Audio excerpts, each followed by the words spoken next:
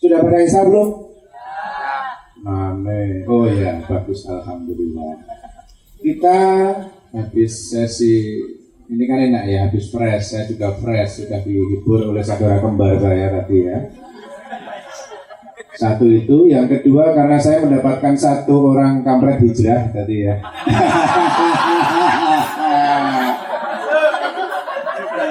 Jadi rasanya kemopiar. Kita sambung dulu. Tadi masih ada PR sesi dialog. Sudah yang pertama Mbak Ega sudah menyampaikan apa yang mau dia sampaikan tadi. Masih ada 2 penanya lagi, kita sambung. 1, 2, silakan tadi, silakan ke depan. Ya, monggo Mas. Ini kok hilang sisi.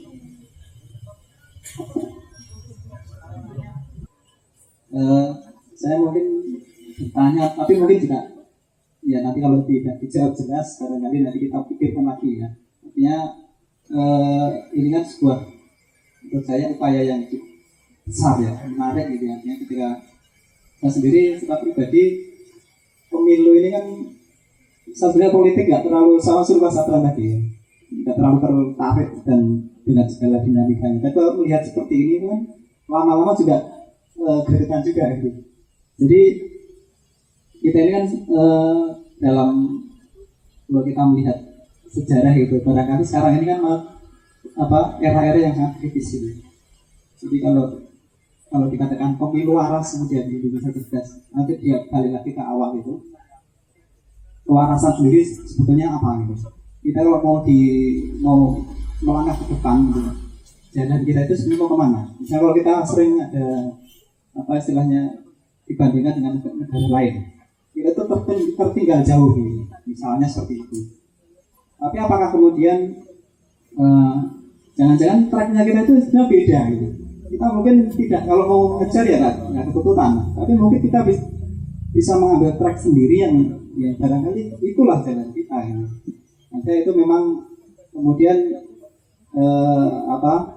menjadi PR bersama. Kita sesungguhnya mau kemana ini? Kita itu sebetulnya mau kemana? Kalau kita lihat misalnya partai politik itu ya, sekarang itu partai politik yang punya ideologi itu partai apa ya? Hampir tidak ada. Mungkin kalau melihat saya sekilas secara subjektif kan, yang partai ideologi sih tinggal PDIP. Barangkali ya kalau secara sekilas saja, secara subjektif. Dan ini mungkin jadi PR bersama sehingga kita itu semua mau jalan kemana ini secara kebangsaan. Karena saya kalau Mbak tadi di pemerintahan saya juga istilahnya di bagian pendidikan. Karena kalau melihat itu sebetulnya ya menggelisahkan. Kondisi sekarang itu menggelisahkan. Dan tantangannya banyak sekali ya. Ketika kita mau membuat bangsa kita menjadi waras itu di satu sisi, tantangan yang lain juga akan sangat besar. Jadi misalnya kalau tadi kita bicara tentang sosial media dan sebagainya, sekarang ini kan salah satu tantangan yang cukup, salah satunya yang cukup kritis itu berkembangnya teknologi artificial intelligence, machine learning dan sebagainya itu.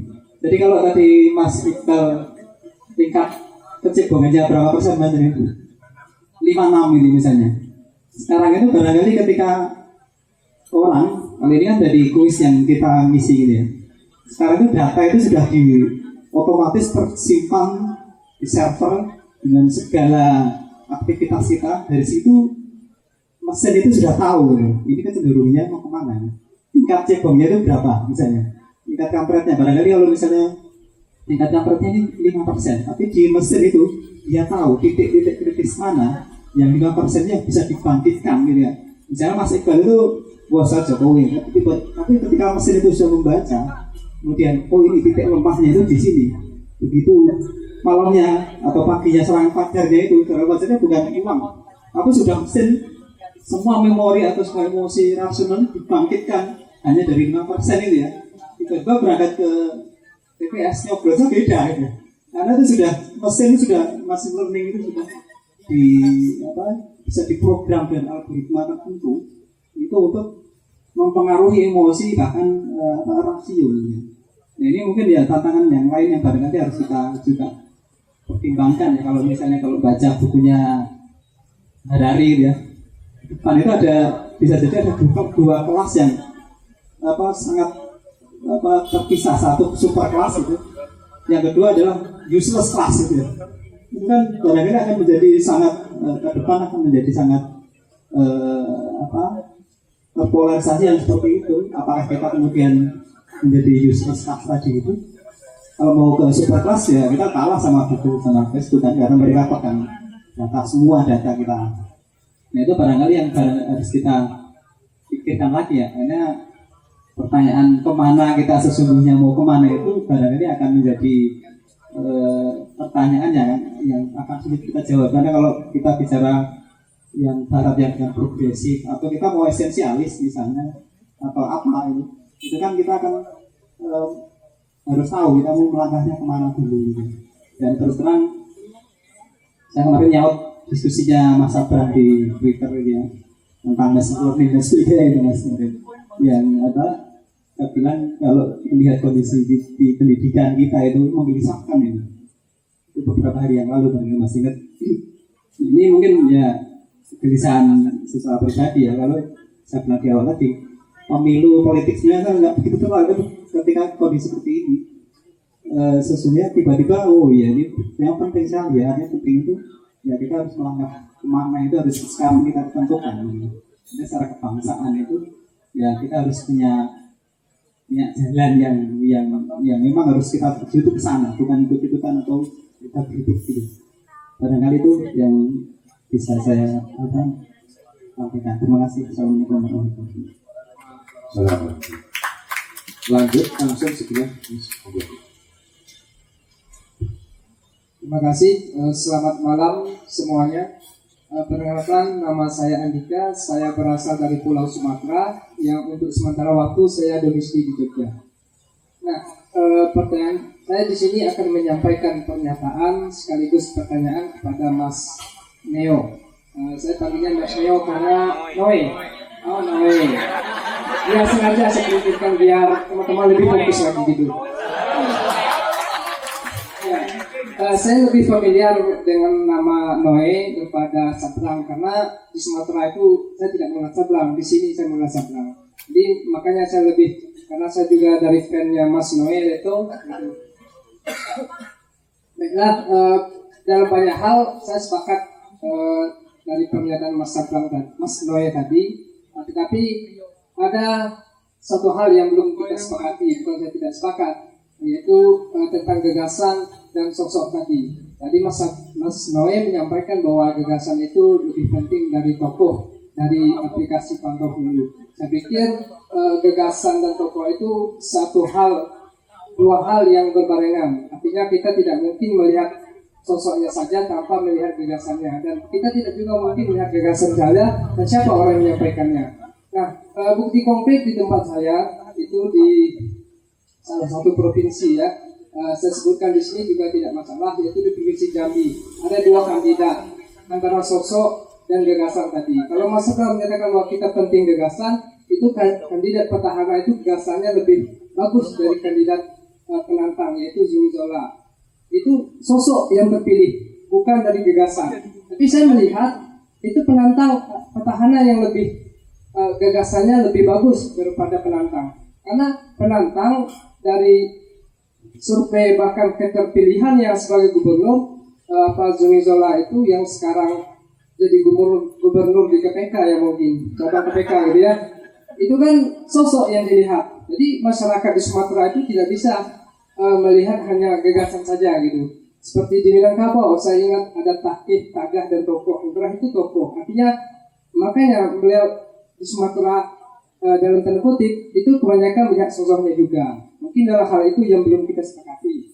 Nah, pertanyaan saya tentang aplikasi pantau bersama ini, saya pikir lebih cocok kepada pemilih pemula. Karena kalau tadi disampaikan dari kubu mana, kampret atau cebong, itu kan sudah merasa fanatismenya tadi, sehingga netralitas seperti yang dikatakan oleh moderator atau pembaca tadi itu berkurang. Artinya akal waras kita itu berkurang kalau kita sudah bicara fanatisme buta. Nah, ini yang mesti kita hindari. Nah, selanjutnya saya ingin Mas Noe meyakinkan saya masih sanksi dengan aplikasi ini, bagaimana bahwa pernyataan ataupun pertanyaan kita itu memang benar-benar sampai kepada tim sukses 01 maupun 02. Nah, apakah yakin pertanyaan itu benar-benar dijawab oleh 01 dan 02, dan apakah yang menjawab itu apakah Ali Mokhtar Ngabalin, Ustaz Abu Janda gitu? Itu kan bagian dari ini. Apakah benar dari sosok memang tim kampanye nasionalnya? Kita tahu bahwa kalau tim kampanye nasional masih waras lah pikirannya. Mungkin itu yang mungkin bisa dijawab dari pertanyaan saya. Terima kasih. Assalamualaikum warahmatullahi wabarakatuh. Assalamualaikum warahmatullahi wabarakatuh. Makasih. 1, 2, 3. Tengahnya langsung aja pembicaraan. Kuatnya semakin hebat. Sampai jam berapa dialognya, panitia? Bebas. Langsung aja saya serahkan. Siapa dulu tuh? Aku bisa. Oke. Pak, yang pertama saya jawab Mbak Ika dulu ya.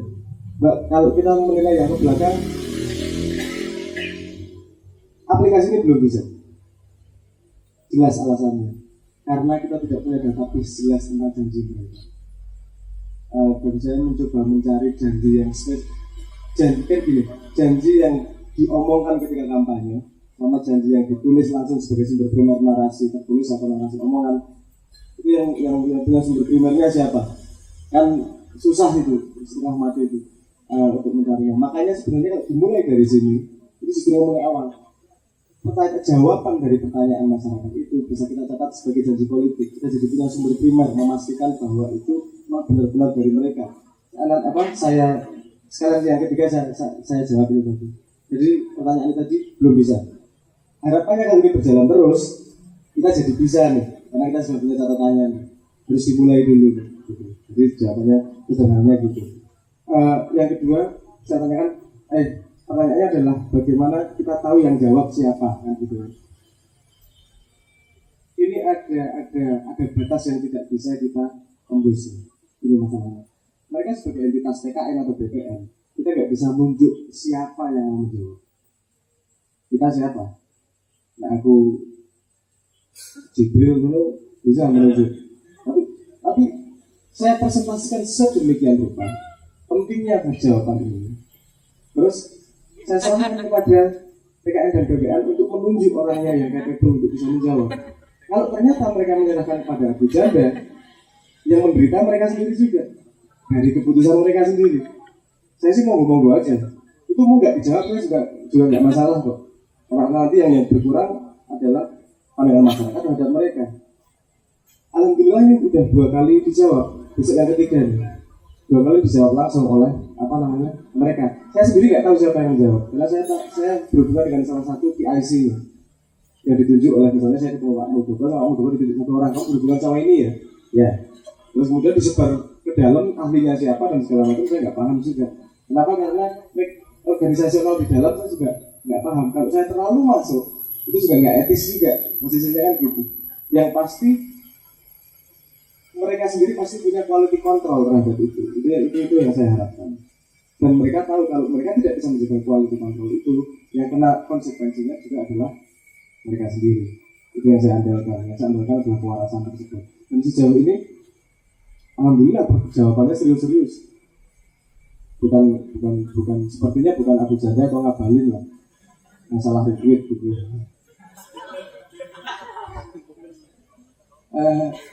Yang kedua tentang apa namanya?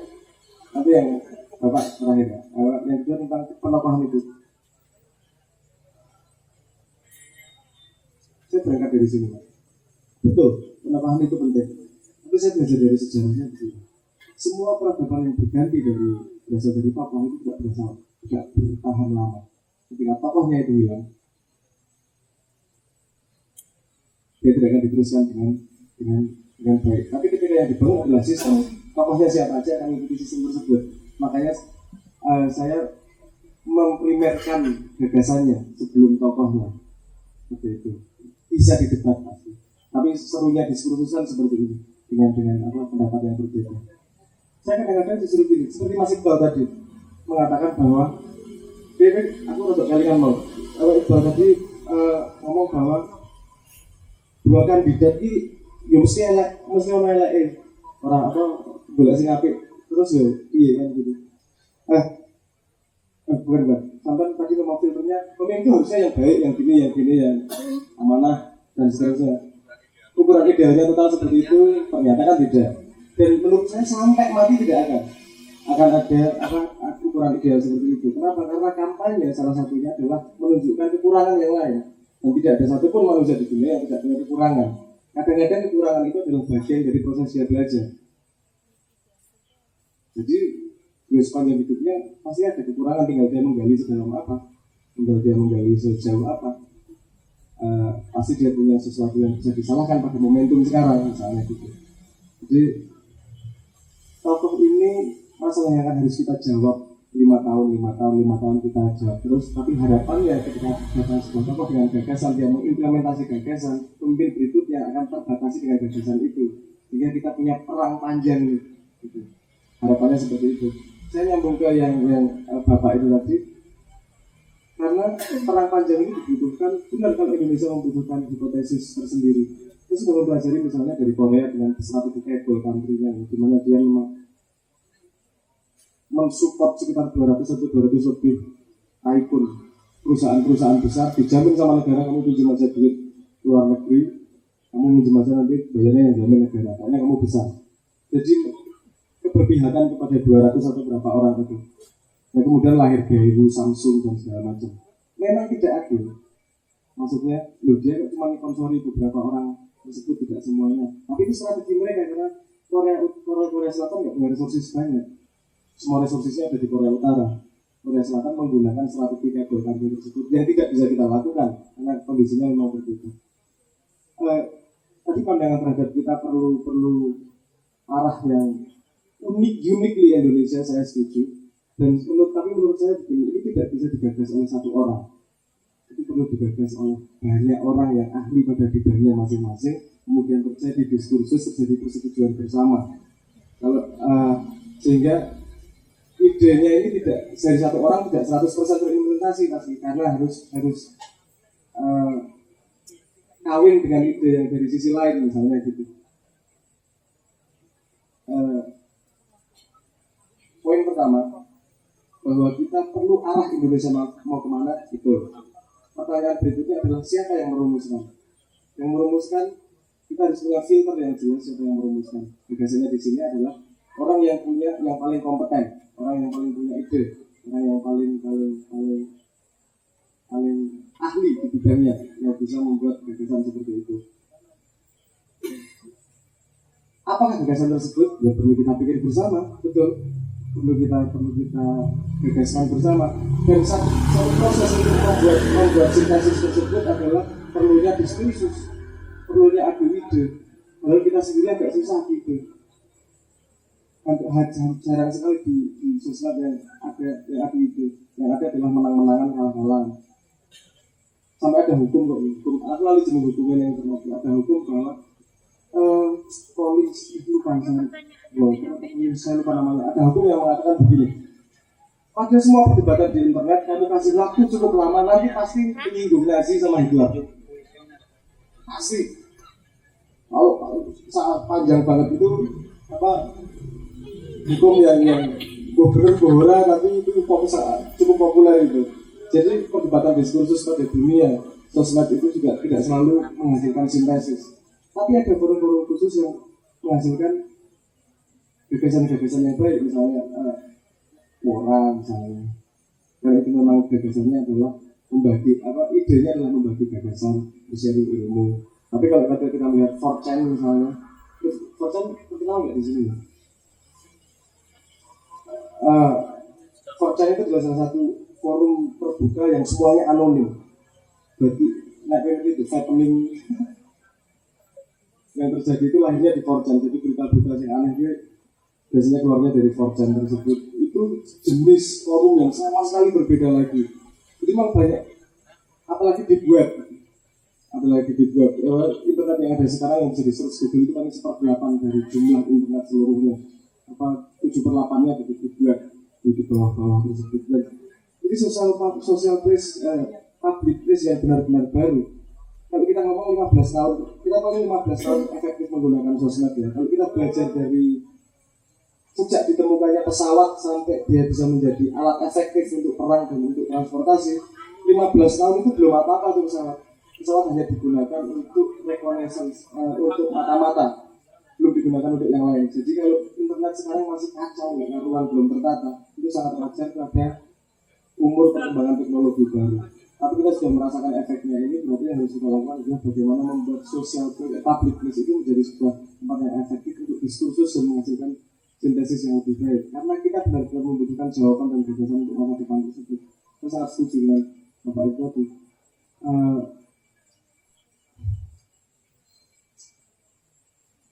Ketika Anda ngomong machine learning itu, mungkin contohnya di Brexit sama di Trump kemarin itu, bagaimana mereka mengumpulkan data tersebut dan kemudian bisa memprediksi efek seseorang ketika diberikan sebuah informasi.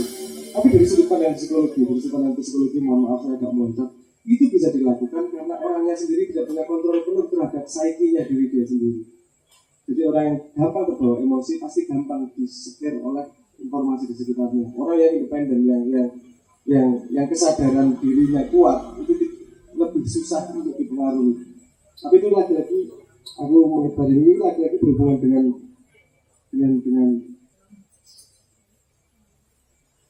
IQ. Dan itu agak susah dijawab kalau misalnya sama IQ itu. IQ susah dinaikkan dan susah, nggak bisa dididik seperti apa menaikkan IQ, nggak bisa. Tapi itu juga Mas, ini tidak semudah itu mengontrol manusia. Kalau misalnya statistik kalau di Amerika ada perpecahan jelas antara konservatif sama liberal. Orang yang punya conscientiousness-nya tinggi pasti masuknya ke konservatif ini. Orang yang openness-nya tinggi pasti masuk ke liberal ini. Itu jadi karakteristik yang pilihan dia politiknya berhubungan dengan 5 big trait dia dasarnya itu memang. Jadi orang yang masih auto, hidupnya masih auto, keputusannya masih auto, itu paling gampang dipengaruhi, dan tingkat autonya itu berhubungan dengan IQ dan kemauan dia untuk mencari ilmu, kemauan dia untuk independensi terhadap dirinya. Semakin dia hidupnya auto, reaksioner, itu semakin gampang dikontrol. Semakin dia mau berpikir panjang, mau biasa menggunakan logika, semakin susah dikontrol oleh keadaan karena dia punya mesinnya sendiri untuk menatanya tersebut. Dan aku harus melihat ini. Dan data tahun 2009 rata-rata IQ Indonesia adalah 87. Padahal IQ di bawah 83 itu sudah tidak bisa berkontribusi positif pada society. Maksimal dia 0, tidak menyusai. Jadi kita punya masalah yang besar dari 250 juta orang itu. Kalau melihat dari level itu sendiri, kalau dari bukunya Jack Elliott, Integrated Organization, orang yang bisa memegang posisi sebagai presiden itu secara statistik mungkin di Indonesia dengan asumsi jumlah penduduk 250 juta itu hanya sekitar ada 17.000 orang yang punya kemampuan untuk bisa menjadi presiden, dan dia belum tentu dipilih oleh partai, kan itu masalahnya. Belum tentu dia dipilih oleh sistemnya, dia mentok sama sistemnya tersebut, padahal kapabilitas dari lotre DNA ini dia yang mampu untuk megang masalah sekompleks itu. Ini kompleks banget loh. Masalah yang diambilnya. Jadi respon saya seperti itu. Saya sangat setuju bahwa kita butuh solusi ke depan. Tapi kita juga harus mencari orang yang punya kapabilitas untuk memformulasi ke depannya Indonesia mau seperti apa. Karena keadaan di dunia ini sangat kompleks. Dan ngomongin kita untuk melihat hoax saja nggak bisa. Bukan tidak bisa diklarifikasi. Ada jenis hoax tertentu yang memang kita tidak mungkin bisa mencari kebenarannya kalau kita tidak expert di situ. Paham orang maksudnya? Ada jenis hoax yang mengerikan gitu. Yang sangat mengahlinya kok bisa ngerti itu. Saya kasih contoh misalnya gini. Itu yang hoax sih. Levelnya soal ini. Kecepatan cahaya yang katanya 300.000 km per jam. Kecepatan cahaya seperti ini. Itu hoax atau bukan? Benar ya? Itu di mata berarti ada hoaxnya itu. Kenapa? Karena kita mengganti sistem meternya suatu saat. Kita tadinya punya sistem meter dengan apa sebenarnya bar iridium tersebut. Terus kemudian pada tahun 1928 sampai sekitar 1931, lab di seluruh dunia kecepatan cahaya turun, rusak fisika. Kenapa? Karena asumsi kecepatan cahaya harusnya konstan. Agar tidak rusak, ukuran 1 meter dipindah pada kecepatan cahaya, sehingga kecepatan cahaya berubah seperti apa, meter kita tidak berubah, sehingga angkanya tetap konstan. Kita nggak akan bisa mengetahui hoax seperti itu kalau memang tidak ahli di bidangnya. Saya salah satunya contoh, saya belum mempelajari hoax, hitung-hitungan pada sistem saham itu. Ada orang tertentu yang kok tahu kalah dong itu layernya sampai 7 layer, matematikanya masya Allah asuh banget tuh. Ini parah tenan. Ini uang sing orang niat tenan dulu, ira bakal ketemu nih. Ada jalur yang mungkin membuat dia tidak mungkin kalah di posisi ini, karena dia tahu beberapa trik matematis seperti ini gitu. Aku enak ngomong nih. Saya katakan gini aja lah. Rata-rata IQ Askenazi itu 140 di Eropa. Jadi itu mempengaruhi video enak atau mana? Video jauh terus intinya seperti itu ya. Malah kedawan melebar aku. Saya kembalikan lagi, kita butuh orang-orang terbaik untuk mencari jalan arah kita kemana ke depannya. Seperti saya mengembalikan seperti yang dikatakan Mas Putri tadi, bahwa kita hidup sekarang dimodali oleh nenek moyang, dimodali dengan kebijaksanaan, dimodali dengan pengetahuan, dimodali dengan budaya, dimodali dengan tradisi dan kultur untuk mengolah titipan anak cucu. Jadi yang bisa dilakukan, yang bisa melakukan membuat perubahan itu adalah rakyat. Kenapa? Karena rakyat adalah wanita dalam society, manusia dalam society yang disebut sebagai demokrasi. Kalau kita wise, kita akan tumbuh lebih cepat. Kalau kita menggunakan rasio dan waras menggunakan rasionya, kita akan lebih terarah arahnya kemana daripada hanya mengikuti gelombang dan bisa dikontrol oleh politik tersebut. Mungkin seperti itu, mohon maaf kalau ada.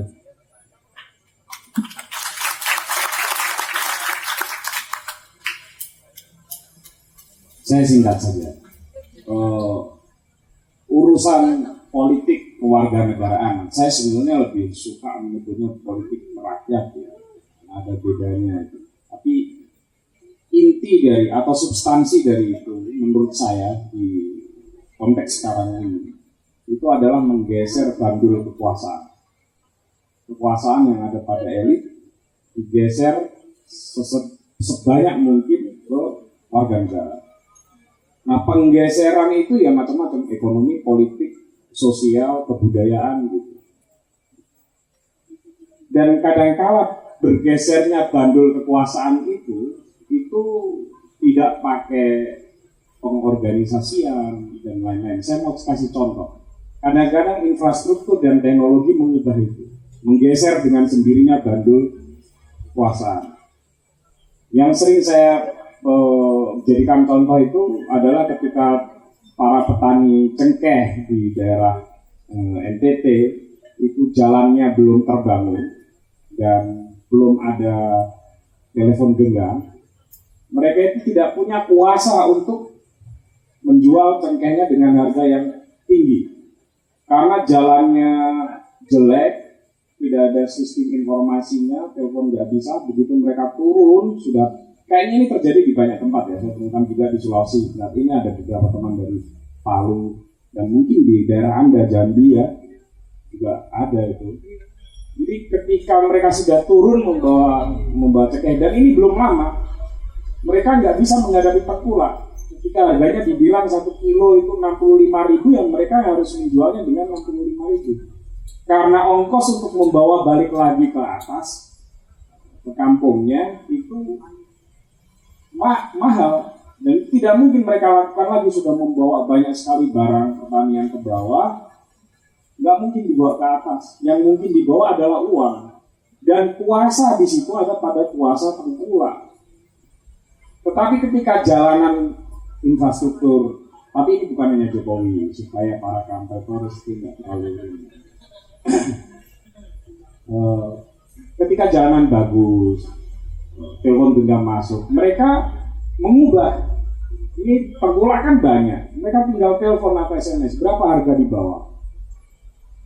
Ketika mereka menjawab rendah harganya, yang udah ditahan dulu. Tapi ketika harganya tinggi, mereka baru bawa turun. Nah, kekuasaan bergeser. Itu. Tetapi geseran kekuasaan ini tidak disebabkan oleh pengorganisasian atau oleh proses politik. Dia digeser oleh faktor eksternal. Tapi juga ada yang digeser, banyak sekali kasus di Indonesia, warga negara yang bisa menggeser bandul kekuasaan dengan cara mengorganisasikan diri. Misalnya ya, yang saya terakhir temui misalnya di Kaimana, salah satu desa di Kaimana itu ada peternakan tiram. Saya barusan tanya ke Iqbal tadi, itu apa ini mutiara itu, tiram-tiram. Warga yang ada di sekitar situ itu meminta agar perusahaan itu membeli kebutuhan pokok di pabriknya itu dari mereka, mulai dari bahan pangan sampai ikan, dan mereka harus memberikan sekian persen bagi hasil lah ya, atau sumbangan atau apapun yang sebelumnya tidak dilakukan. Itu contoh-contoh kecil ya, dan saya kira di sini banyak sekali. Di tadi itu di Sadono Harjo saya kira itu akun misalnya anti politik uang, desa anti politik uang itu juga salah satu cara untuk menggeser kuasa. Mungkin bisa ditambahi lagi bobotnya bahwa yang destruktif itu bukan hanya uang, tapi misalnya fitnah. Uang itu ya dikasih sekarang, selesai sekarang lah ya. Tapi kalau fitnah itu disebarkannya jauh hari dan tertularnya atau terjangkitinya masyarakat itu kan panjang urusannya. Di citra banyak orang itu di kepala yang tertanamkan karena fitnah itu kan hilangnya lama. Itu lebih destruktif lagi dibanding uang. Saya kira itu saja ya. Saya mau menggarisbawahi bahwa pokok soal dari apapun itu dalam konteks politik kewarganegaraan itu adalah menggeser bandul kekuasaan. Sehingga saya juga berharap aplikasi ini juga harus dipegang prinsip itu. Di prinsipnya ini aplikasi bukan untuk kepentingan elit. Aplikasi ini kan untuk kepentingan warga negaranya. Warga negaranya yang kemudian menyeting, memberikan desakan, meminta pertanggungjawaban gitu. Kira-kira gitu ya Mas Abang ya, kepada elit politiknya.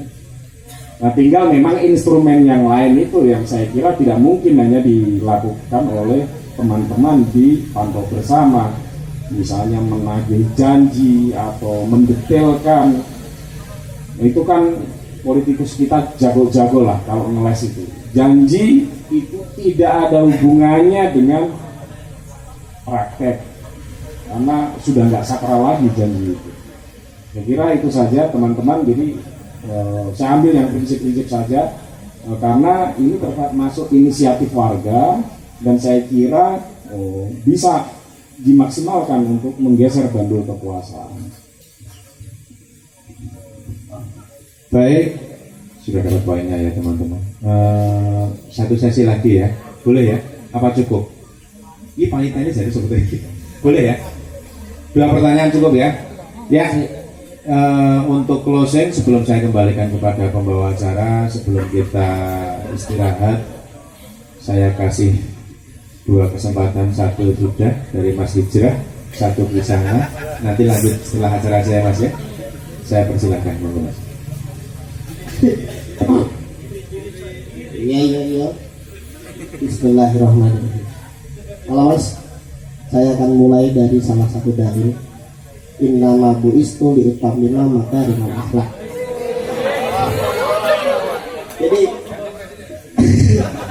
Jadi saya lihat banner di belakang itu pemilu waras Indonesia cerdas. Saya tidak melihat merahnya, tapi ada putih di bawahnya arti Indonesia, dan sebelah kanannya ada bambu warna kuning arti itu adalah rakyat. Jadi gitu. Menarik tadi ketika Mas Abrang bilang peradaban itu tidak akan abadi dengan tokoh, tapi harus dengan gagasan. Ya.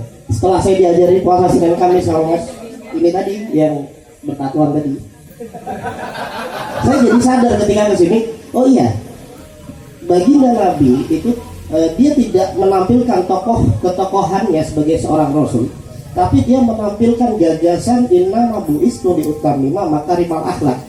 Garis bawahnya adalah akhlak di situ. Artinya ketika kita sudah menjadi akhlak kita bagus, maka pemilu itu akan waras, Indonesia itu akan cerdas.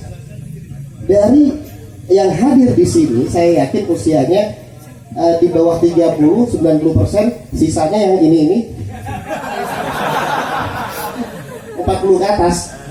Artinya yang hadir di sini saya yakin mereka orang-orang yang cerdas, IQ-nya di atas 80, dan IQ yang 80 ke bawah mungkin politikus yang saat ini ada di Senayan. Dan gitu. Jadi mereka dalam kebimbangan untuk menentukan pilihan karena terlalu banyak hoax yang beredar di masyarakat. Cahaya itu kalau kata Mas Syabran tadi 300.000 kilometer per detik per itu ya. Kalau itu hoax, itu bagi saya hoax. Yang faktanya apa? Kecepatan cahaya itu adalah sejauh mata memandang. Ya kan? Gitu. Nah, untuk menampilkan itu, ya kan, dari akhlak tadi, artinya kita harus punya apa yang tadi Mas Abraham bilang adalah tesa, sintesa, dan antitesa. Dan saya singkat aja, yang mau saya tanyakan supaya kita semua di sini tidak dalam kebimbangan, bagaimana cara merumuskan tesa, sintesa, dan antitesa tersebut. Terima kasih. Gusto yang Maya. Ada dia. Assalamualaikum warahmatullahi wabarakatuh. Nama saya Nasrul Haki dari keluarga baik-baik. Oke, saya mencoba untuk melucu. Jadi saya belum menginstal Pantau Bersama karena saya juga memiliki kebimbangan seperti Mbak Maudy Ayunda yang mau milih Stanford atau Harvard ya. Karena sebagai milenial muda, teman saya sendiri dari tadi mencoba untuk install Pantau itu harus hapus beberapa aplikasi gitu ya. Jadi saya masih bingung juga harus install aplikasi ini atau menghapus aplikasi lain seperti itu. Ada pertanyaan yang ingin saya sampaikan. Pertama terkait bagaimana jawaban A dan B itu merepresentasikan kalau itu adalah jawaban untuk paslon 1 ataupun paslon 2 itu seperti apa? Karena dari jawaban-jawaban yang tadi ditampilkan, jawabannya itu agak ya tadi ada statement juga kalau sebisa mungkin jawaban itu tidak bias seperti itu ya. Tapi jawaban yang tadi itu hampir mirip-mirip seperti itu yang saya lihat. Kemudian pertanyaan kedua terkait dampak sosial teknologi informasinya sendiri. Apakah aplikasi ini bakalan apa istilahnya? Tadi Mas Abraham juga bilang terkait tidak masalah dengan polarisasi. Nah, apakah polarisasi ini seperti apa sih dampak sosial? Apakah nantinya aplikasi ini malah memberikan dampak polarisasi yang kemana seperti itu? Karena saya juga nggak bisa menyampaikan kalau polarisasi itu buruk atau baik seperti itu. Kemudian yang ketiga terkait akuntabilitas kemudian integritas dari aplikasi ini, dari apa istilahnya kayak presentasi yang ditimbulkan itu, apakah itu sudah istilahnya bisa dipertanggungjawabkan atau apa seperti itu. Terima kasih.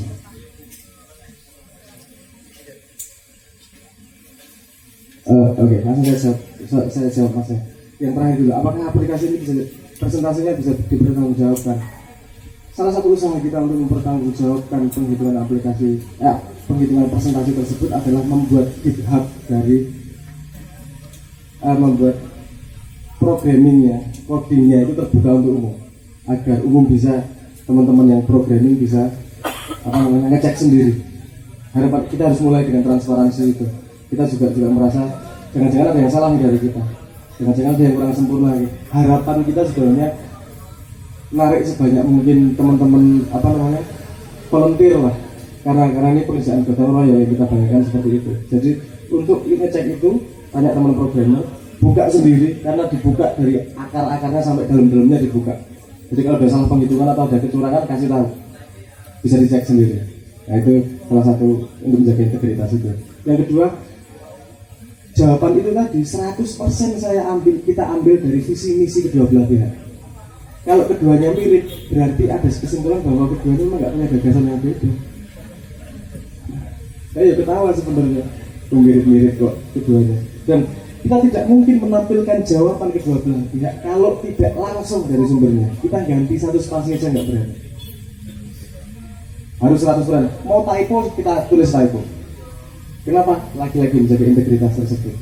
Karena di sini kita sesedikit mungkin memasukkan pendapat kita atau pembuatnya untuk ke situ gitu loh. Kita sebisa mungkin ini menjadi sebuah koridor, sebuah jalan yang sebersih mungkin, senatural mungkin. Dari gitu. Jadi kalau jawabannya mirip-mirip itu bukan kita yang ngarang mas. Itu dari visi misi mereka 100%. Yang tadi dicoba 5 itu tadi. Kalau yang Februari itu dari jawaban mereka. Kita copy paste. Kalau ada typo pun kita nggak berani benerin juga.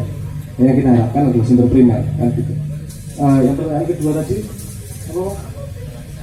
Polarisasi. Nah, langsung tak sambung ya tadi dengan pertanyaannya. Polarisasi saya anggap sebagai sebuah perbedaan pendapat. Tanpa ada perbedaan pendapat tidak akan ada. Ini tadi kalau ngomong saya sangat senang dengan analogi pendulum bandul yang bergerak itu. Bandul yang bergerak itu kan harus ada tarik menarik. Kalau terlalu ke sini ya digeser ke sini, kalau terlalu ke sana ya kemudian digeser ke sini. Bagaimana kita bisa membalance, menyeimbangkan itu? Kalau ada yang saling tarik menarik, saling ada tensi, polarisasi itu. Kalau polarisasinya pada hal-hal yang banal, maksudnya polarisasi karena tadi itu PKI atau keluarganya itu tidak produktif sama sekali. Yang kita harapkan adalah polarisasi yang urusannya ide, tesis, antitesis, dan sintesa. Harapannya kan seperti itu. Walaupun aplikasi ini belum memberi jalan ke arah sana, bertahap kita lah. Dia hanya akan menjadi kekuatan besar, pressure besar kepada masyarakat, kepada elit politik. Kalau usernya sudah sangat banyak dan bisa membuat pressure dan sudah bisa membuat tekanan itu. Kalau usernya cuma 5.000 ya nggak bikin pressure apa-apa. Karena dia tidak mempengaruhi suara apapun kok kan gitu. Jadi kita harapkan, ayo gotong royong ngajak teman-teman. Kenapa? Karena ini urusan pressure nih. Semakin banyak ini akan semakin diperhatikan. Dan akan punya kekuatan yang berbeda untuk mendorong bandul kekuasaan tersebut. Kalau saya sendiri terhadap polarisasi, tadi pertanyaannya kan bagaimana ada tesis, antitesis dan ada sintesa. Awalnya harus ada polarisasi, ada tesis, ada antitesis, kemudian ada diskusi perdebatan yang menghasilkan sintesa. Cuman disiplin perdebatan sendiri kan tidak mudah. Saya kalau melihat di TV, belum pernah saya menemukan satu perdebatan yang tidak mengambil logical fallacy. Itu sendiri menunjukkan bahwa tidak hati-hati dengan konstruksi logikanya sendiri. Nah, tapi ada teknik sebenarnya yang bisa dilakukan. Ini sebenarnya institusi pendidikan yang harusnya mengajarkan cara debat yang baik itu. Ada teknik yang namanya Robinian debate itu menarik. Jadi dua orang berdebat, dia punya hak bicara kalau sudah merangkum poin musuhnya dan dibenarkan oleh musuhnya. Jadi nggak langsung tabrak, langsung tak bantah, nggak. Dia harus ngomong dulu, oh berarti poinmu ini, bener nggak? Kalau sudah bener, dia baru punya hak bicara. Itu salah satu teknik yang setahu saya namanya Robinian debate itu. Jadi membuat diskusi antara tesis dan antitesis menghasilkan sintesa dengan meloncati logical fallacy tersebut. Karena untuk membuat disiplin agar tidak melakukan logical fallacy juga masalah yang besar juga, karena tidak mudah itu yang namanya memilah segitu banyak jenis logical fallacy tersebut. Terjadinya sintesis ketika ada ruang publik yang sehat. Itu aja sih jawaban saya. Oke, itu ya teman-teman. Sebenarnya ini jatahnya Putut, tapi saya kira untuk dua pertanyaan terakhir lebih banyak kesabarannya sebagai insider mantap. Sebagai penutup, saya kira saya harus meminta kedua pembicara untuk menyampaikan closing statement. Ada penegasan-penegasan poin yang menjadi titik berat. Butuh dulu saya minta untuk menyampaikan. Baik teman-teman, terima kasih masih bertahan. Saya juga singkat saja, semoga ini juga menjadi bekal yang penting. Selain soal menggeser bandul kekuasaan, itu ada satu lagi menyangkut filsafat etis kita terhadap politik. Bukan di soal sekarang, tapi etika politiknya itu lebih ke persoalan zaman. Jadi sekarang ini yang terjadi pragmatisme politik, polarisasi politik, politik yang semakin mahal ongkosnya atau apapun itu semua, itu sudah semakin menjauh dari prinsip keberlangsungan, kesinambungan dan kelestarian manusia sebagai satu makhluk yang diberi Allah kemampuan berpikir, kemampuan menilai dan kemampuan moral yang baik. Karena prinsipnya adalah yaitu serba sekarang. Yang penting sekarang menang, yang penting sekarang beres. Kalau bagus saya lihat itu, saya setuju sekali dengan Cak Non, bukan karena ada Mas Abram ya.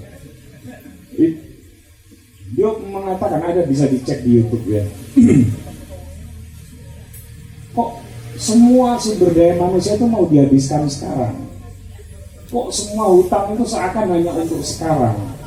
Ya, saya nggak ngomong soal Jokowi ya, ini kan konsep yang sebelum Jokowi juga sudah terjadi.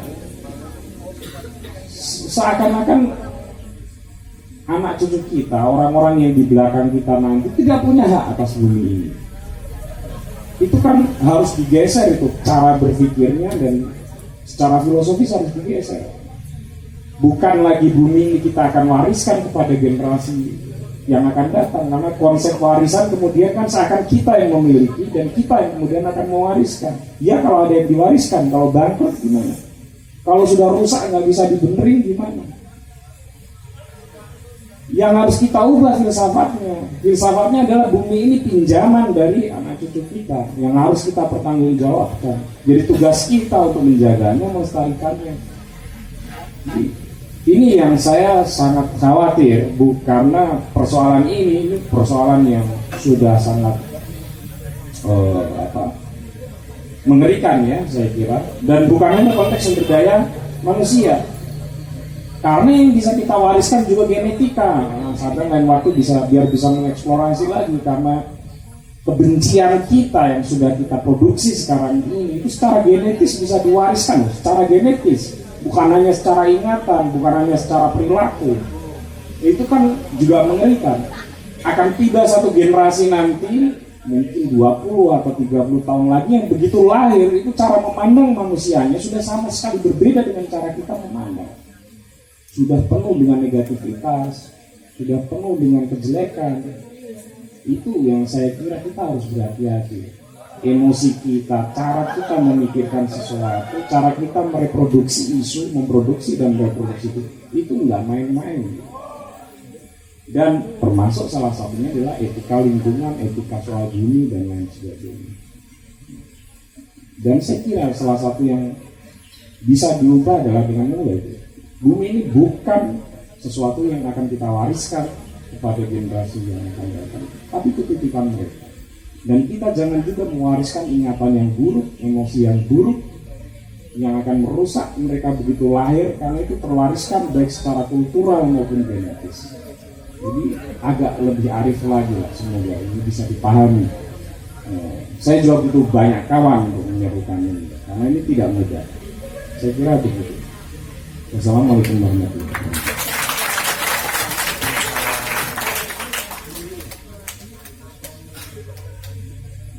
Kalau menurut sebuah buku yang pernah saya baca, buku Great Leveler, membuat perubahan masif dalam waktu yang pendek itu hanya ada 4 cara. Perang, penyakit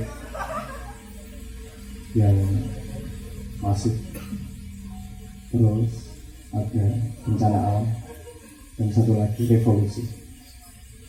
Itu akan terjadi perubahan dengan cepat, tapi dengan resiko sangat tinggi terhadap kehancuran.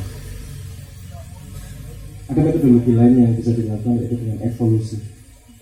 Tapi evolusi ini relatif tidak heroik, karena orang melakukan dengan sedikit demi sedikit. Saya pernah menulis pada tahun 2008 di salah satu media tulisan yang berjudul Generasi Larva. Gagasannya adalah di mana ada satu generasi yang memang benar-benar terpotong dari generasi sebelumnya. Bukan generasi penerus yang hanya meneruskan sebelumnya, bukan hanya generasi pendobrak yang meningkatkan sebelumnya, tapi generasi pembaharu yang bisa memfilter mana yang perlu diteruskan dan mana yang tidak. Ini salah satu contoh yang bisa saya ambil adalah yang dilakukan oleh Hong Kong. Hong Kong itu adalah salah satu negara di Asia yang paling tinggi tingkat korupsinya, dan mereka berani melakukan sesuatu yang radikal sehingga sekarang menjadi negara yang Asia yang terbersih dari tingkat korupsinya. Tapi itu butuh satu generasi yang benar-benar berani melakukan perubahan. Dan kita punya budaya untuk menselebrasi, merayakan kemenangan, tapi tidak pernah memperhatikan perjuangan. Saya pernah membuat film Cokro Aminoto. Salah satunya tujuannya adalah untuk mengingatkan bahwa Pak Soekarno walaupun sebagai proklamator itu tidak lahir kalau tidak dari perjuangan orang-orang sebelumnya. Jangan lupa, kita tidak boleh hanya mengulang tahun ketika kita lahir, tapi juga mensyukuri ketika Bapak Ibu berbuat. Karena kalau tanpa itu tidak akan ada yang namanya kelahiran. Dan yang heroik adalah ketika kelahirannya. Kita terbiasa hanya selebrasi kelahirannya. Nah, kita mengingat sejarah pun kadang-kadang sering pada tingkat kelahirannya saja. Yang tidak bisa kita bayangkan adalah bagaimana perjuangan yang harus dimulai dari sesuatu yang tidak heroik, tapi memang punya langkah yang jelas untuk ke depan seperti apa. Ini adalah yang pantau bersama adalah sebuah hipotesis, sebuah gagasan untuk mengawali sebuah evolusi. Tapi ini tidak akan menjadi apa-apa kalau tidak disetujui oleh generasi kita. Karena Indonesia tidak hanya terdiri dari 1-2 orang. Indonesia terdiri dari persetujuan 250 juta orang. Jadi kita butuh kebersamaan, kesamaan visi, kesamaan semangat dan kekuatan untuk mau sedikit berpuasa demi menjaga didikan anak cucu tersebut. Karena tidak ada orang yang kita hadapi. Kalau kata Leto,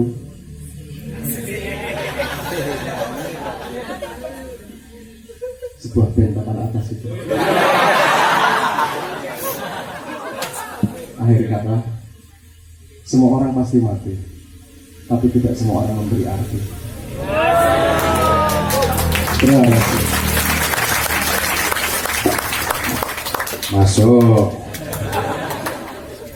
Ya teman-teman, demikian tadi 2 poin penting, poin dari Putut, dari Sabra.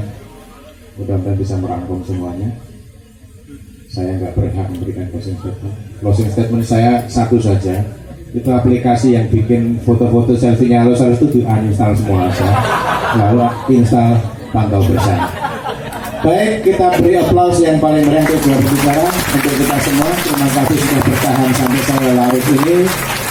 Saya kembalikan kepada Mas Daru dan Ayu.